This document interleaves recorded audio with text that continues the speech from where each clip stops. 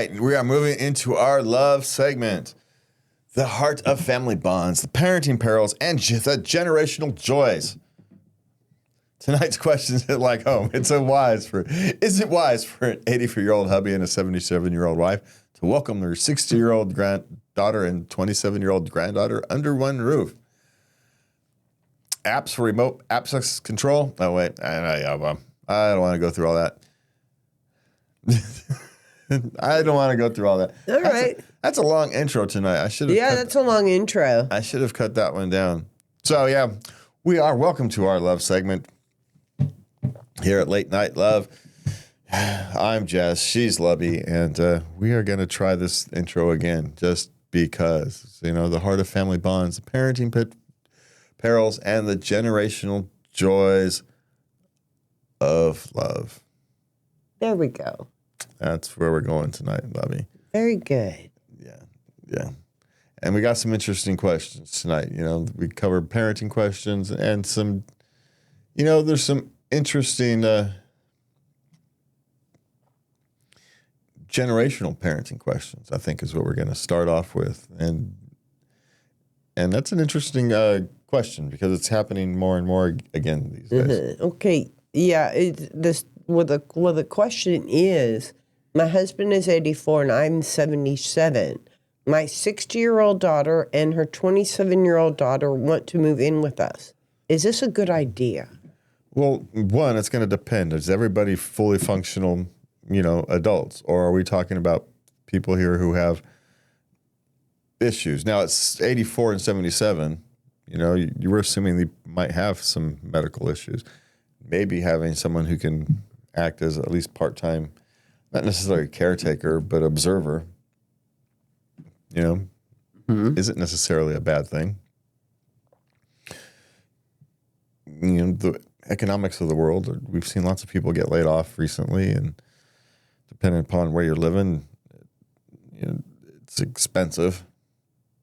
Sometimes, like here in the Bay Area, it's insanely expensive. Mm-hmm.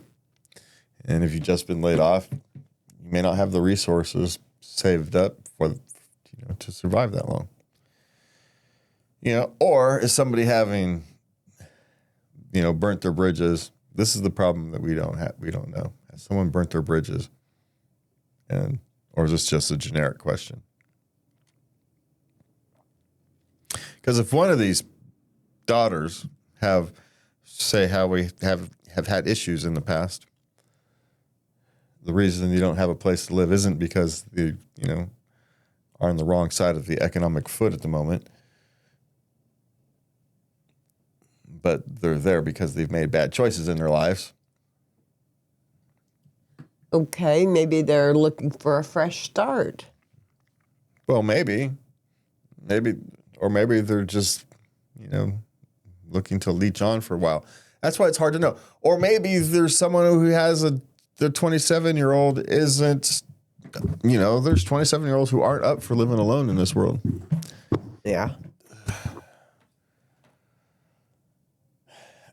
And then, so who knows? Without knowing more details, there's really no way to know if this is a good idea on an individual basis or not, because there's too much things in play. Mm-hmm.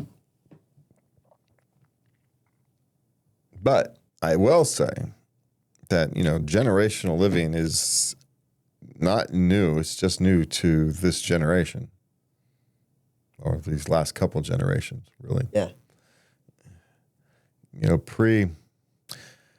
Pre-Depression, generational living was the norm. It wasn't until post-Depression. Post-Depression. Where families essentially split up and it kind of, the Depression fractured families as well as communities. Yeah. Half the family went across the country looking for some kind of opportunity. So I don't know. And then you got the baby boomers who all went out on their own, and the economic boom past that, the economic boom of building houses for everybody that needed houses.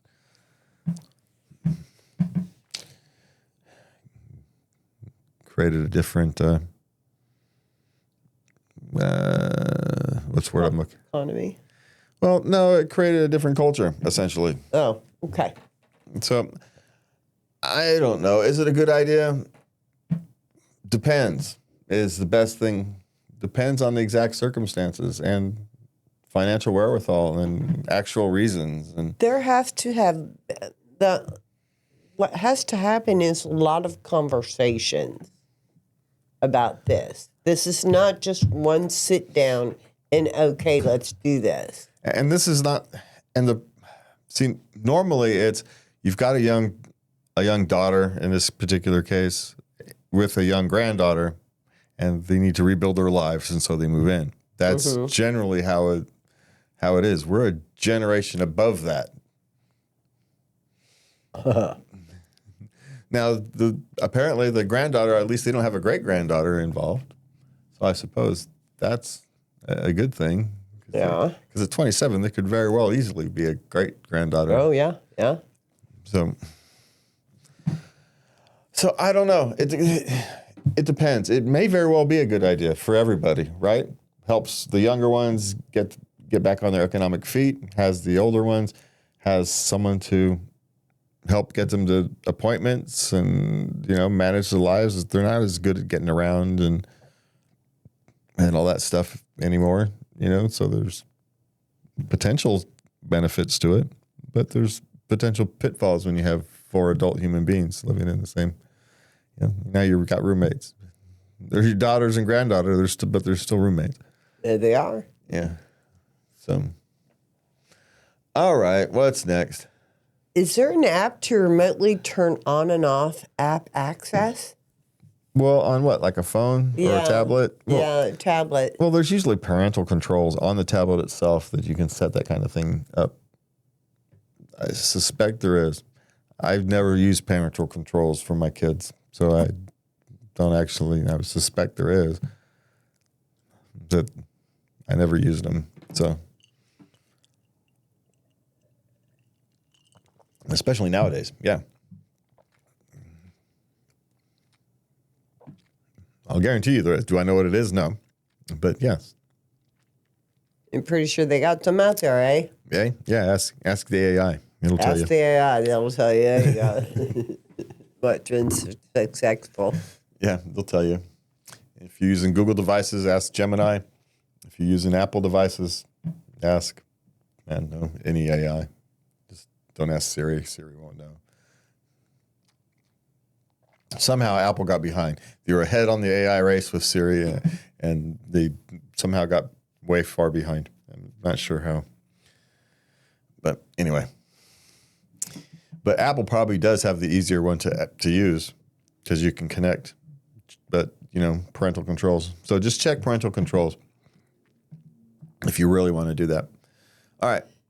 At what point is a high school coach's language too far?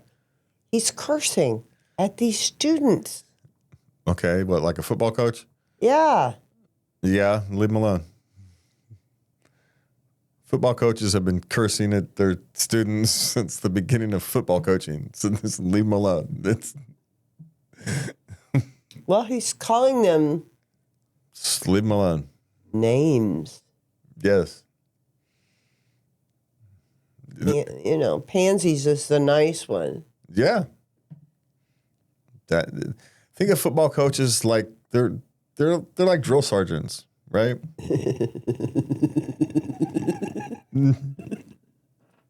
You might get a nice one. But for the most part, they're just drill sergeants. That's all high school coaches are. He's got to get a bunch of directionless young men to kind of row the same direction. And if you think you can do that without easily, there's a way to, trust me, just if you can't watch, don't watch. Just don't. Let the boys go be boys. Let them have their place. Doesn't impact boys the way it impacts women, that kind of thing. No boy's going to go back and think I'm a pansy because my coach is yelling at everybody. It's just, it's just not how it's essentially, it's the way to keep the young men focused. It's all it is. Keep those strained brain cells focused on. That's it. Is there better ways? Maybe, but this has been effective in football coaching for a long time, so I don't blame the coaches for continuing to do it. Are there other ways to do it? Maybe. But I'm not going to judge how he chooses that particular. Maybe he's got a particular hard-headed group of teenagers this year. You know, they're not always the same. You know, some teenagers or some groups are better to work with or easier to work with than others. You know, other groups need to have more forceful, shall we say, encouragement than others. It's just the way it is. Ask any teacher, and they'll tell you classes are different every year. It's no different than football coaches. Leave them alone. Let them coach. It's routine. Think of him like a drill sergeant. Maybe it makes you feel better. All right, what's next? How do you help your kid transition after school? Same way I did. I got a snack, something to drink, and I was allowed to watch one show on TV, and then and just zone out. Then we had to get on with our evening. Yeah, well, there's so many variants here. But as a general rule of thumb, you just give them time to do something that they need to do. Give them some time for themselves. Yeah. They've been, trying to be good all darn day. Give them a break. Now, there is an argument. So, you get home, you do your one chore, do the dishes or whatever, and get it over with. So then you can go off and do your thing, because otherwise they're not going to do that one thing. They're going to forget. Legitimately, they're going to forget.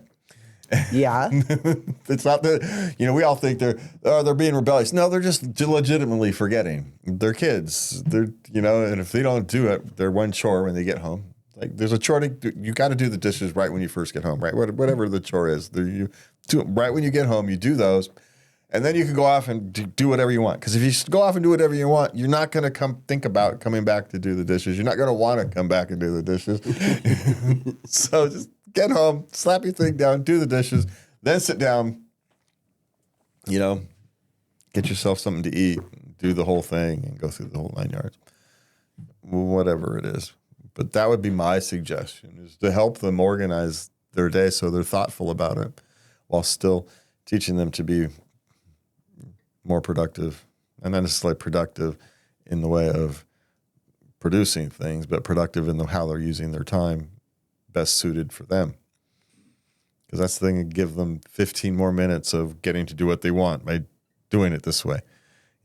And you're going to have the benefit of mom not being on your butt. And so that's going to give you 15 minutes somewhere else that you're not expecting, because she's going to give you some leeway. So,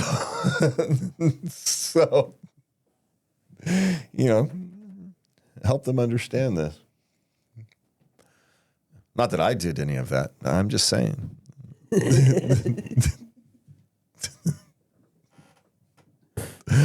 Okay. But it's a good idea. So. It's a good idea. Wish I'd have thought of it. But okay, what's next? Can we stop with wasteful goodie bags at kids' parties? Oh, stop it. Let the kids have their fun. Leave them alone. Well, here's the thing. Don't have goodie bags at kids' parties, at your kids' parties. Yeah. And I do get where they're coming from, though. Some of these parties, they're going over the top. Right, just let the kids come and have fun. You don't need to. These are children. You don't need to help them have fun. You just need to get them together in an environment where fun will happen, and they'll do it all on their own. You don't. Not every experience has to be a highly memorable experience. We're setting them poor kids up. No wonder they're all stressed and wigged out, all these and nervous and anxious all the time. Even they can't even go to a party without having expectations put on you about, what to bring, what not to bring, what might you get, what you might not get, and judging all. Oh, I just wanted to go roller skating, man. I didn't need a goodie bag. You know what I'm saying? I get the point where we need to turn these things back down. Not every kid's party, birthday party or anything needs to be a big event. Just get the kids together, get them some cheap pizza, and let them go have their own fun. We need games and prizes. No, they don't. Yeah. No, you have a couple ideas in your pocket if the kids happen to need it. But I'll guarantee you 9.5 times out of 10, they're not going to need it. Because they don't. They're kids. They'll play with a stick if that's what they have. Just saying. I'm glad I'm in charge of our parties. I'm just saying that it'd be a lot easier and a lot better if you just let people. No, we have to organize. We have to offer options. I'll offer options, all right? Of entertainment. You can go now or you can go later, but you got to go.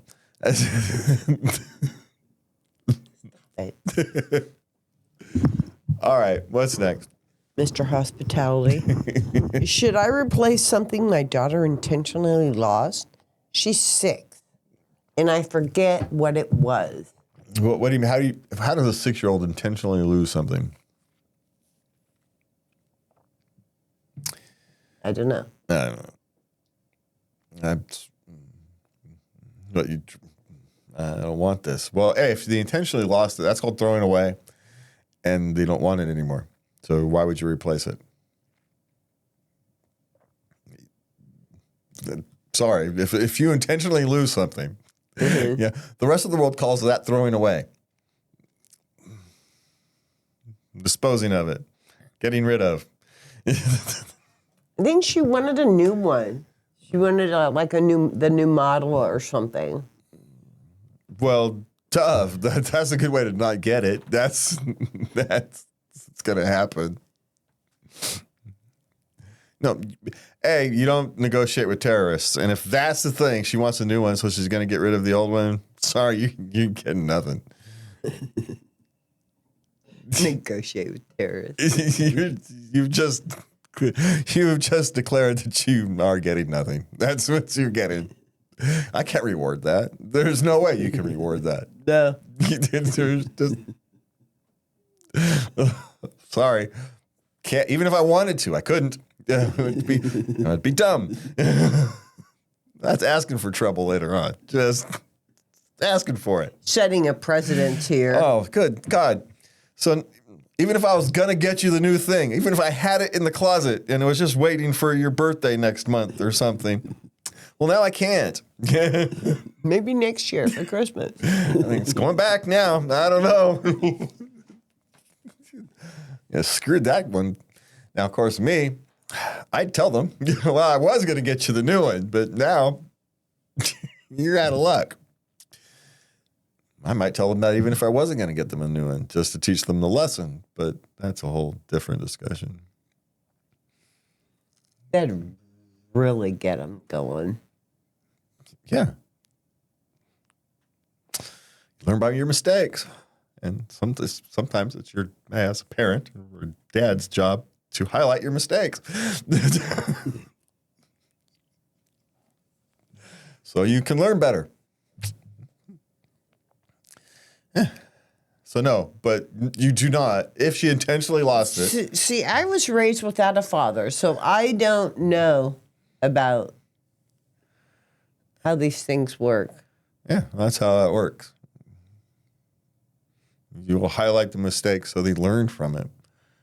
You're not being mean. You're being helpful.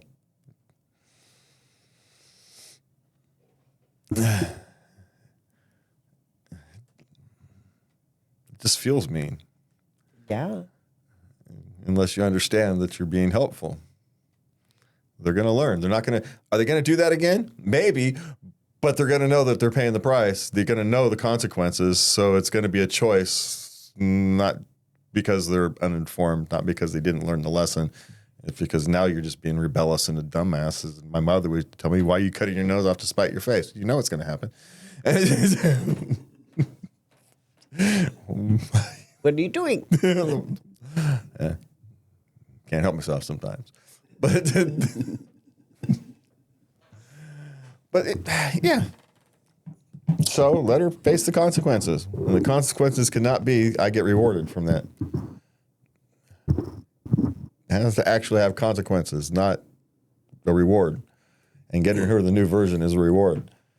And that's the one thing you can't do.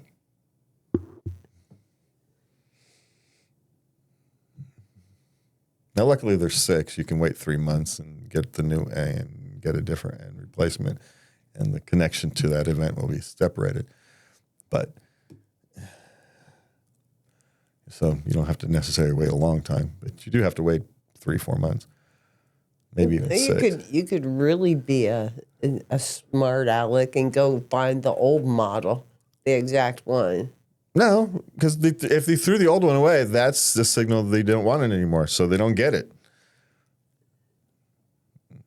That's the rest of us. That's called, throwing away for the rest of the world. You threw that away. You didn't lose it. You threw it away. Tells me you don't want it. So why am I going to get you the old model? You cannot be rewarded in any shape, manner, or form. Just can't be. Especially if it's just a toy or something like that. Well, I forget. Or a tablet. I forget. It doesn't matter. It doesn't, whatever. No. Sorry. You cannot be rewarded.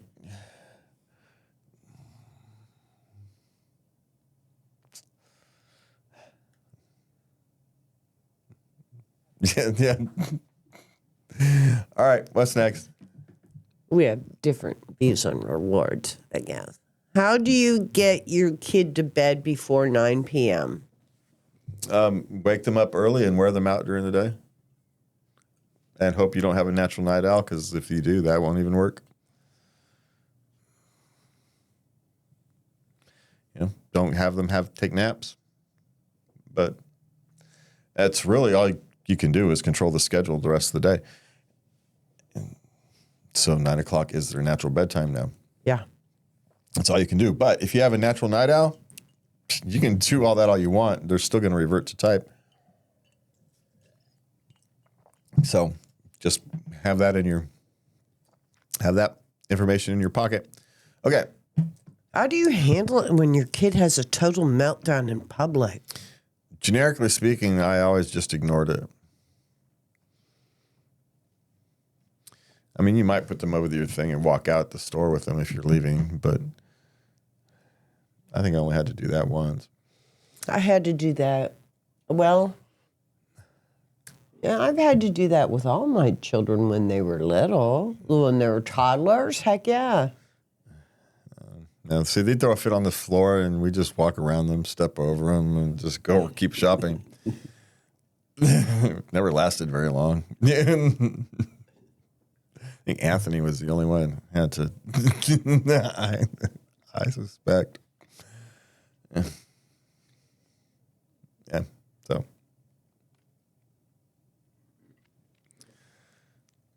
Well, I had to, now when my children were older and, like kindergarten, I had to, they would just act up to the point, where you have to leave. Leave the shopping basket, tell the people, I'm sorry, my child is unruly, I've got to go. The kid won't stop screaming, and hitting you. And then, okay, we're going to go. We're leaving. Yeah. You're not going to get what you want. As a rule of thumb.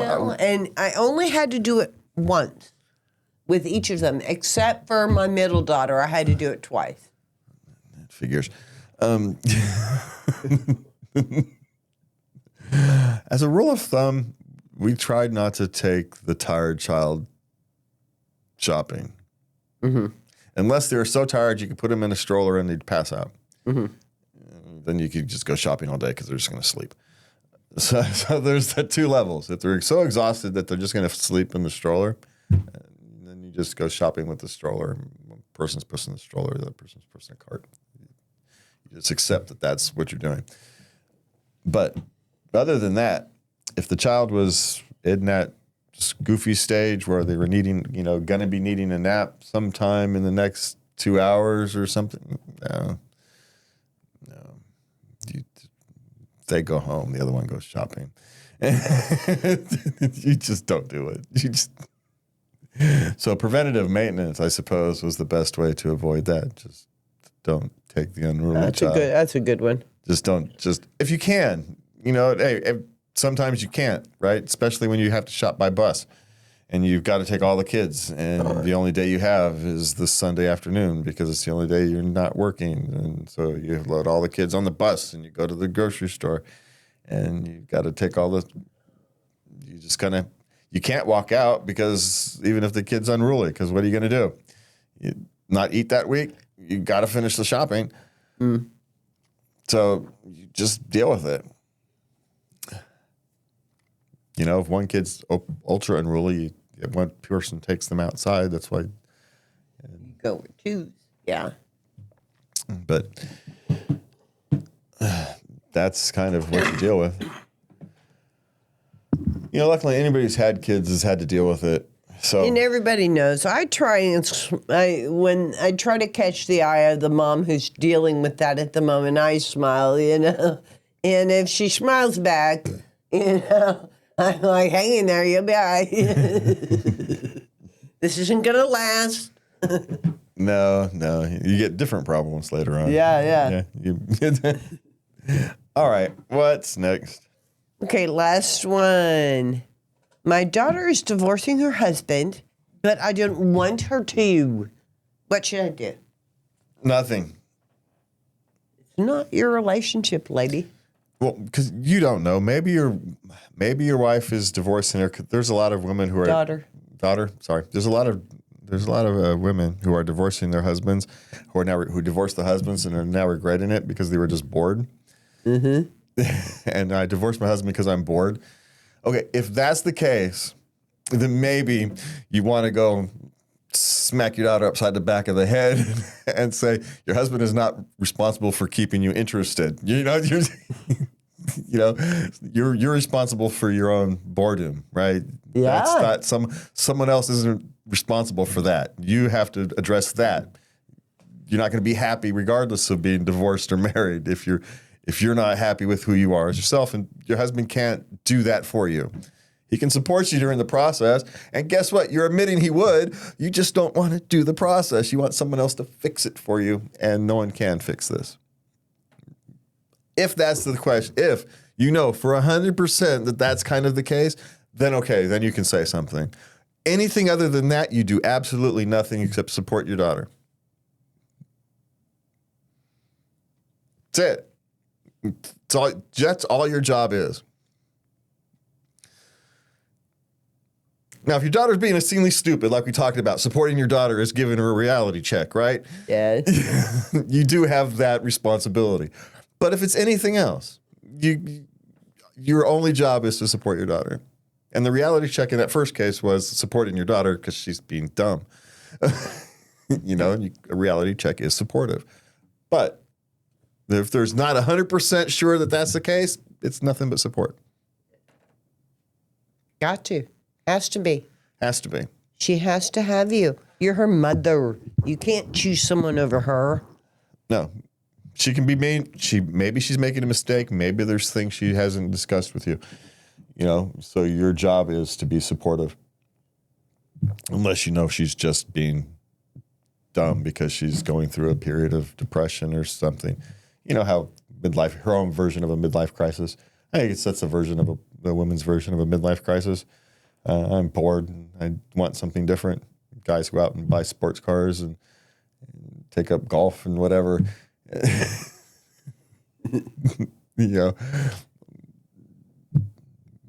Women get bored and get divorced. I don't know. I don't understand that. There's so many. I'm sorry, but you are interesting. I think you're fascinating, and I love learning things. That's why I like doing the show. I can learn things all the time. But you are not responsible for entertaining me. Yeah, I'm not the court jester, right? By choice, you make me laugh every day. You make it a little mission, and I appreciate that. But that's a bonus. That's, Yeah, if you're unhappy, if you're sitting here saying, my husband's perfect, everything's good, and I'm just bored or I'm just generically unhappy. Yeah, well, he's done nothing wrong. He's done nothing wrong. Then that's a mirror question, right? Yeah, well, yeah, you need to go look at yourself, lady. That's a mirror question. Yeah. And instead of throwing everything you've built away, maybe it's time to, create some additions to who you are. And maybe it is time to evolve your marriage into something different, something more. But that's called getting a hobby, volunteering, going back to school. That's what those are called. Changing careers, Yeah. Maybe finding a shared hobby. Who knows? Maybe once a month you go golfing together. Who knows what it is? Lots of couples do that. Yeah. The specific is irrelevant. It's just the task is to find something else. But as from the direct question is, you support your daughter, and on the very rare occasion is supporting your daughter is giving her a reality check, but most of the time it's supporting your daughter. Yeah. Yep. All right, and that's our love segment for tonight. Reminding us that family love is messy, magical, and always evolving. Whether it's setting boundaries or embracing chaos, you've got this. Share your family tales with us at latenightLove.us or love@latenightLove.us. That's all right. So that's it for us tonight. Have a good night, and please remember to love everybody.